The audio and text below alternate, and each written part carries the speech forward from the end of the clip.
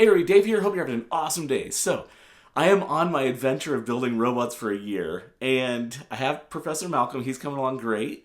I've got the little hover droid that kind of floats around and maybe spies for him, and then I've got his little information droid.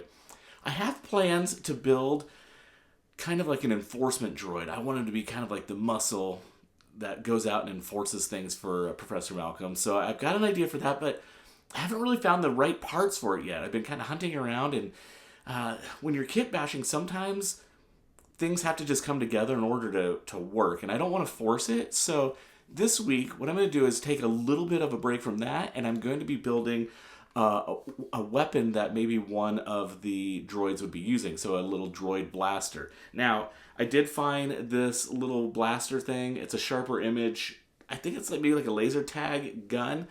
I found it for $2.99 at Goodwill. It's got some sound and lights, so that's pretty cool. And I think I want to trick this thing out to be maybe a droid blaster. So come on, let's do it.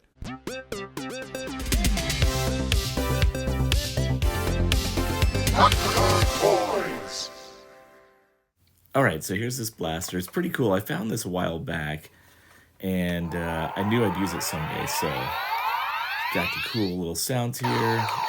When you pull the trigger, it doesn't light up, but when you cock it and then you pull the trigger, it lights up and it switches sound. So I'm not sure what that is, but I like that. Now, the first thing I need to do is take this thing apart. So, kind of little tip for you, if you're taking a toy apart, just double check the size of the screws. I got kind of lucky because all these screws are the exact same size, but there are toys that for some reason they'll have like 2 or 3 different size screws. So just pay attention to that. And then get yourself a little container that you can put the screws in. Now, I got everything unscrewed and I'm trying to take this thing apart. And I thought, well, maybe I didn't unloosen these all the way. So I'm like prying on the back here. And I could not get this thing apart for the life of me. And then I realized, oh, this little plastic thing is like a clip and it's holding the whole thing together. Now, I don't want to hurt this because I want to reuse this, so I was able to kind of shimmy it a little bit and it popped right off. And then once that was off, the whole thing came apart. Now, another pro tip, take a picture of the electronics inside before you take it all apart. That'll just help you later. So I'm just taking all these little pieces off. And the reason I'm taking this all apart is it's going to be way easier to paint. I am going to go ahead and unsolder this so I can take all the electronic components out. Like I said, take a picture of that because it came in super handy when I was putting this all back together. Now there's a couple of clips on this side that came out. Then I'll go ahead and pop that other little triangle out on the opposite side of the gun. And then this little, the cocking mechanism, it's kind of spring-loaded, so I had to carefully take that apart. And I'm just taking my time because I don't want to break anything. And now I'm going to start doing some light sanding on this. I'm using wet sand, 1200 grit, and really all I'm trying to do is knock the sheen off. I'll show you here in just a second.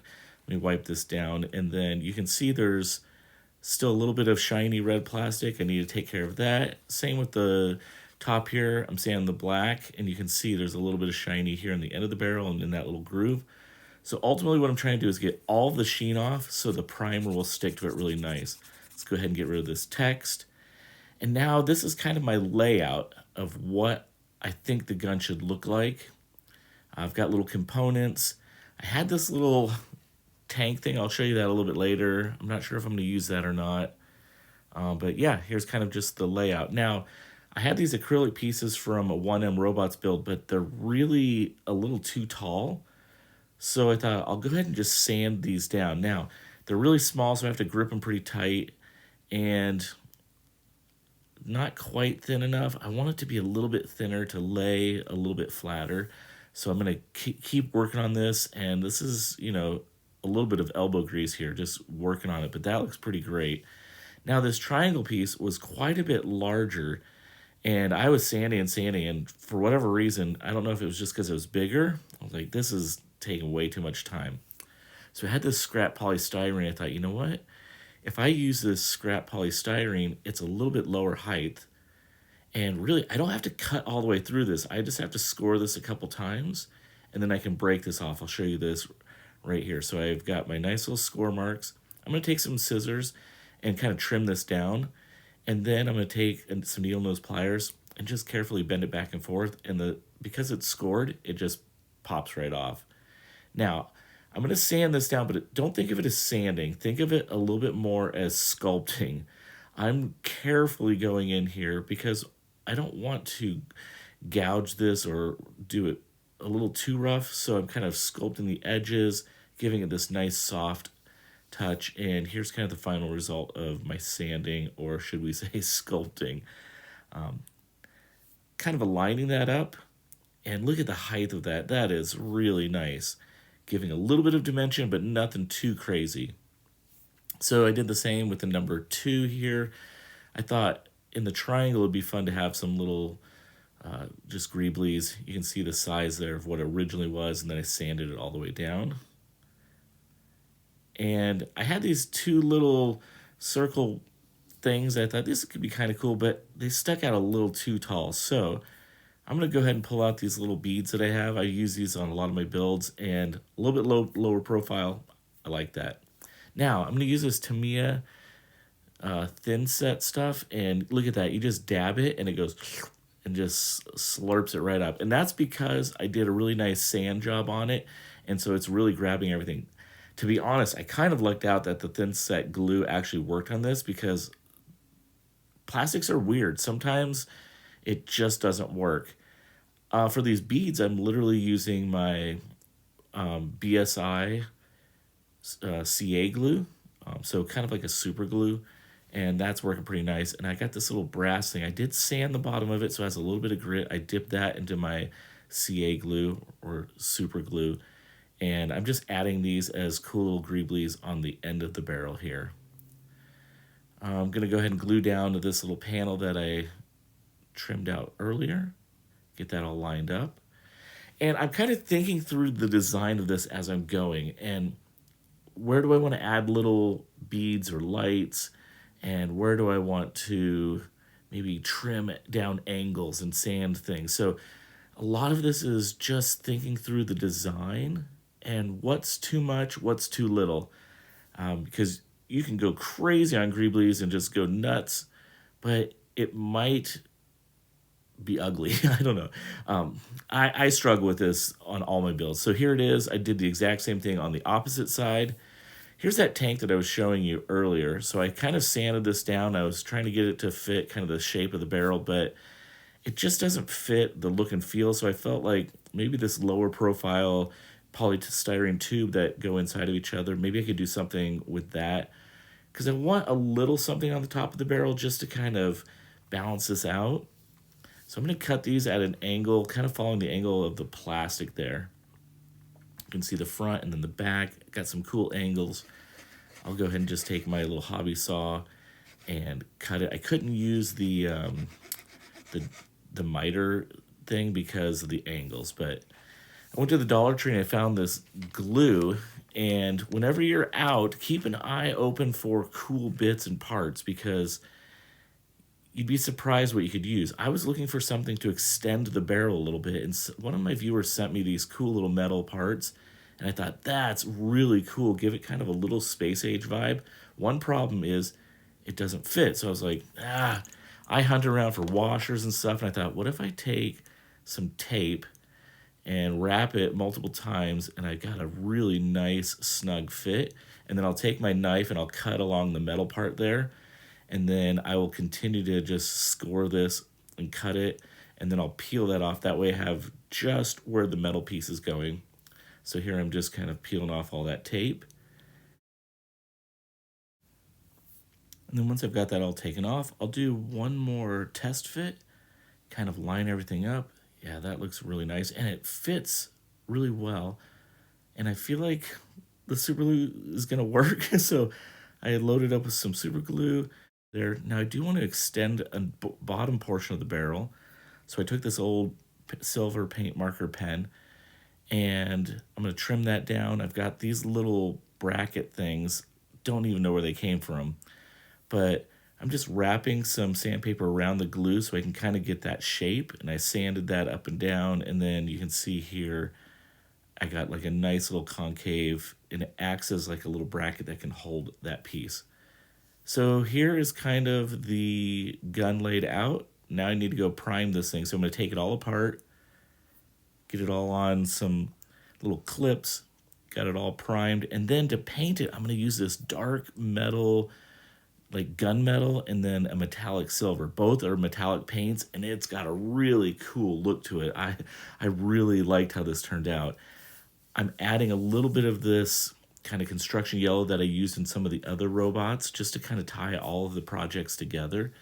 And if you know anything about yellow, it is a pain in the neck to work with. So I did have to do about 3 coats, 4 coats in some areas. But again, I'm just kind of strategically going through and thinking, what do I want to be yellow? Maybe I'm going to darken these up just a little bit, paint the end of the barrel yellow. I'll paint the inside black so it kind of hides that it's a glue cap. Now I dropped this on the ground, it broke, but that's okay because I want to paint that a darker black. Doing a little bit of dry brushing, just taking some silver, rub most of the paint off, and then just barely scrape against the corners. There's a lot of great YouTube videos out there, and I've done this quite a bit in my videos, but gives a nice little worn edge. I don't want to go too over the top with weathering, but you can see here, it's pretty subtle, and I like it. I wasn't sure if I was going to do like an oil wash over the whole thing. I love to do that kind of stuff, but so while I was thinking about that, I went ahead and continued to do some chipping, and I just did a little bit of silver, and I'm just dabbing the edge, pulling a couple little scrapes here and there, but nothing too crazy. And this is so relaxing and so fun to me. I love doing this. And it adds such dimension to a project. So take your time, don't rush it, and you'll be surprised how cool it looks. Adding a little orange at the top here, or this yellowish color at the top. And here we are, everything painted out. And you can see that silver is a little tiny bit too crisp, so I did do a really light oil wash over the whole thing.